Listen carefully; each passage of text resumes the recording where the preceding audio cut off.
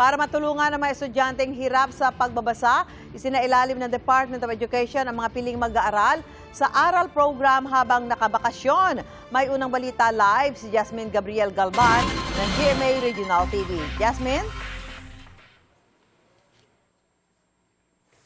Susan, iba't ibang programang ipinapatupad ngayon ng Department of Education para mapataas o mapaganda ang reading comprehension ng mga learner dito sa Region 1.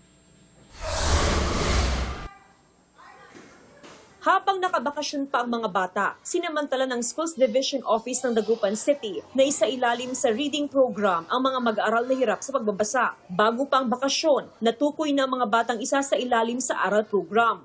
Malaking bagay po sa kanila po ma'am para po ma-enhance po yung, ma-improve po yung learning capabilities po nila. Makabagong paraan ng pagtuturo ang ginagawa ng DepEd para mas maging interesado ang mga bata. Malaking tulong daw para sa mga magulang ang programa. 4 ang anak ni Lydia. 2 sa mga ito nag-aaral. Hirap daw niyang turuan sa pagbabasa ang mga anak. Maganda naman po, parang po mas matuto po sila, ma'am. Opo. Umaasa ang DepEd sa pamamagitan ng aral program ay mapataas ang reading comprehension ng mga mag-aaral.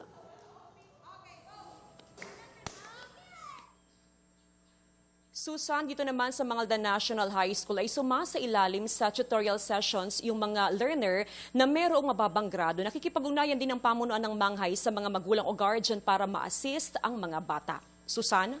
Maraming salamat, Jasmine Gabriel Galban ng GMA Regional TV.